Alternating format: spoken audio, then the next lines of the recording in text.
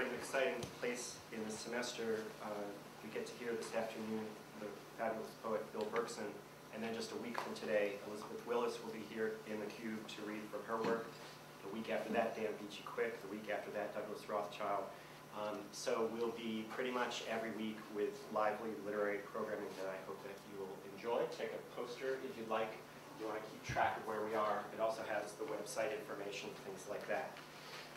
I'm also excited today, especially because for the second time, we are gathering to remember Harold Milton Ellis. This is the Milton Ellis Memorial reading for fall 2009. And a representative of the Ellis family was to be here this afternoon. Unfortunately, wasn't able to make it. But I still want to offer the English departments and the new writing series heartfelt appreciation for the wonderful, generous gift that George H. Ellis left in the memory of his father in 2007. George H. Ellis was a UM valedictorian in 1941. He went on to take a PhD at Harvard and made his career at the Federal Reserve Bank in Boston, where he became president and presided for quite a long time. He just passed away in November. His gift, though, was in memory of his father, who was born in Belfast in 1885, took a degree from the University of Maine in 1907, went to Harvard for an MA in 2009, and took his doctorate there in 1913. He then came back to Orono and was the department chair from 1919 to 1946. 27 years of his life, from the ages of 34 to 61, heading up the English department at Maine, while pursuing a brilliant and path-breaking career in American studies. That doctorate I mentioned at Harvard was the first one that the graduate faculty there ever took on an American writer. They had never previously honored that tradition in that way. He was a path-breaking scholar. He wrote over the course of his career 5 books and textbooks. He was frequently tempted away from Orono for a year or two. He was visiting a professor at University of Chicago, Michigan, Harvard, Duke. This guy was really at the forefront of the mid-century establishment of what we know as American studies and the serious consideration of American literature. Perhaps most distinctively, he brought the New England Quarterly to the University of Maine campus in, what year was that? From 1937 till just before his death in 1946.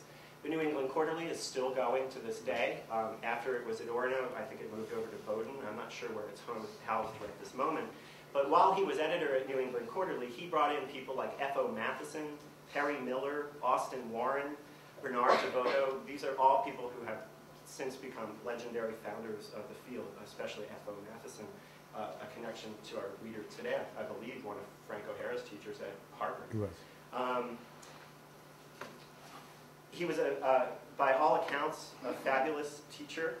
In the obituary for him in the New England Quarterly, he is said to have had a bracing influence on the standards of teaching in secondary schools and college. That worries me ever so slightly, but it sounds interesting, bracing. It is also said of him that he was a born editor. I love this sentence. Mr. Ellis never altered a manuscript without improving it. Which is not something I can say. His judicious suggestions, discriminating taste, and friendly encouragement gladdened the hearts of countless contributors. As someone who sometimes does some literary editing, I can tell you that's just about impossible to do. He also was a tireless teacher. I understand that he was teaching right up until the week of his death in May of 1947. So the fund that George Ellis established in his father's name was explicitly stipulated to continue his father's path-breaking interest in literature and also to bring people to the University of Maine campus. I guess another thing that Milton Ellis was famous for doing was bringing the world of scholarship up here to Orono, up to University of Maine through his visiting professorships, lectureships, and readings. So the fund was established in such a way that we can each year dedicate one slot of our literary programming to bringing people like Bill Berkson, who's a wonderful instance of what I think Milton Ellis' tradition stands for, somebody who has done remarkable work over a long period of time in the field of American literature. So if you would, the family can't be here, but they're going to see this videotape. If we could give them a round of applause for this generous gift, I would do it.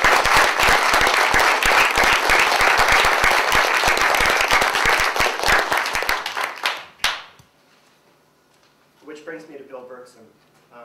Born 39, educated at Brown and in the École de Kenneth Koch.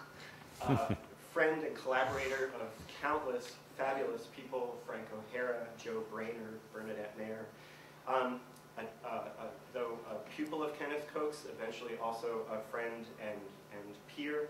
He was also a fabulous teacher to people like Bernadette Mayer. I just learned last night that Patti Smith was one of the people who passed through his workshop as well. He's a guy who first heard the name Jacques Lacan from the lips of Bianca Perez Marina de Macedas.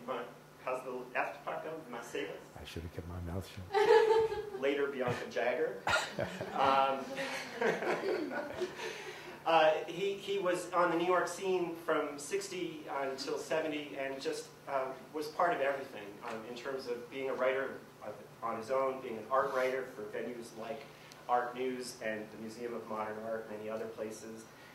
When he departed for the West in 1970 to take up a home in Bolinas and edit the wonderful literary magazine Big Sky, I guess it must have felt like something about the New York school had really changed. And he's since gone on to make his life largely in the West with frequent returns back here. He won an NEA for his poetry in 1980. He was affiliated for a long time with the San Francisco Arts Institute, where he was director of letters and sciences until his recent retirement.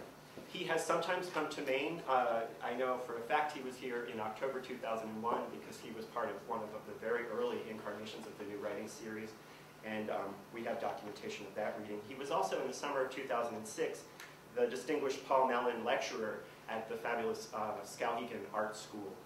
So, you know, we're lucky that every now and again we can tempt him to Maine. And in fact, his reading in Orono today wraps up a 4-stop tour through our state that began down at the Gulf of Maine Books that Gary Lawless runs, continued at Bates later the same day, was at Colby Museum to read and also talk about the art of Alex Katz and Joe Brainerd and other people on Tuesday, and now up with us for a reading today, and he'll be going down to New York to do an art panel right after this. Publishers Weekly has called him a serene master of the syntactical slight, transforming the mundane into the marvelous. One of the things we've been talking about with him is the signature move of having no signature move. Bill Berkson does it all. He's de Kooning and Pollock. He's abstract and figurative. He can be descriptive if he wants to, and he can go off on a digression too. He's list, he's lyric, he's ekphrasis and epigram. He's marine and sailor. And he is, most importantly, perhaps, Portrait and Dream, which is the name of his most recent book from Coffee House that basically goes back and does some selecting from his long career, 1960 to the present, and also includes some new work in it. Among his other non-poetry texts, Sudden Address collects some of his art lectures. His art writings are in the Sweet Singer of Modernism, and that's an Alex Katz there on the cover, is it not? He's been a collaborator with many people. Most recently, the Nancy book has been published. Some of you might remember the cartoon figure Nancy. Joe Brainerd makes her do some pretty extraordinary things. Have a look. Joe was a longtime collaborator with Bill Berkson. Bill also was an early collaborator with Frank O'Hara, and one of the things he did to wrap up, I believe, Big Sky was this fabulous homage to Frank O'Hara. Still the single best place to look for the lure and the charisma and the legend and the great poetry of Bill's friend, Frank O'Hara. We're so delighted to have you back, Bill. Welcome.